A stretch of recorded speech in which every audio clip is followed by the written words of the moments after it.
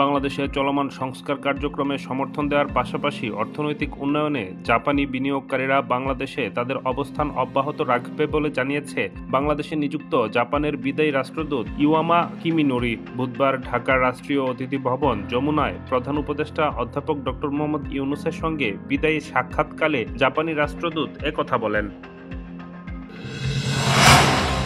বিএনপির মহাসচিব মির্জা ফখরুল ইসলাম আলমগীর বলেছেন, এখনকার যুদ্ধ সমাবেশ মিছিলের নয়, সাইবার যুদ্ধ।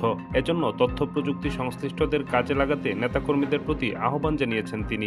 লন্ডনে সফররত বিএনপির মহাসচিব মির্জা ফখরুল ইসলাম আলমগীর মঙ্গলবার যুক্তরাজ্য বিএনপির সঙ্গে এক মতবিনিময় সভায় একথা বলেন। বিএনপির মহাসচিব বলেন, গণতন্ত্রের জন্য লড়াই সংগ্রাম অব্যাহত রেখেছে BNP. DMP commissioner Sheikh Mohammad Sajjad Ali বলেছেন, থানায় কোনো অভিযোগ বা জিডি হলে পুলিশকে 1 ঘণ্টার মধ্যে ঘটনাস্থলে যেতে হবে এবং প্রাথমিক অনুসন্ধান করতে হবে। বুধবার ঢাকা মেট্রোপলিটন পুলিশের নভেম্বরের মাসিক অপরাধ পর্যালোচনা সভায় পুলিশ কর্মকর্তাদের উদ্দেশ্যে তিনি একথা বলেন।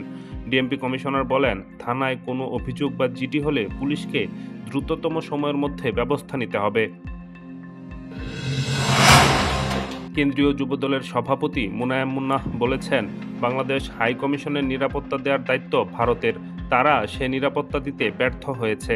আমরা সুস্পষ্টভাবে বলতে চাই, বাংলাদেশের বহিরাগত কোনো প্রভু নেই।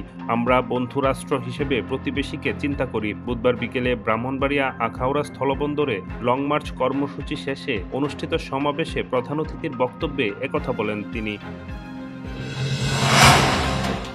সিরিয়ার পলাতক প্রেসিডেন্ট বাশার আল আসাদের বাবা এবং দেশটির প্রয়াত প্রেসিডেন্ট হাফিজ আল আসাদের সমাধিতে আগুন দিয়েছে বিদ্রোহীরা।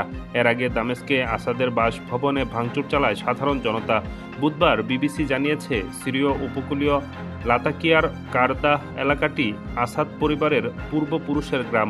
সেখানে ছিল হাফেজ আল আসাদের সমাধি। ওই সমাধিস্থলে বিদ্রোহীরা আগুন ধরিয়ে দিয়েছে।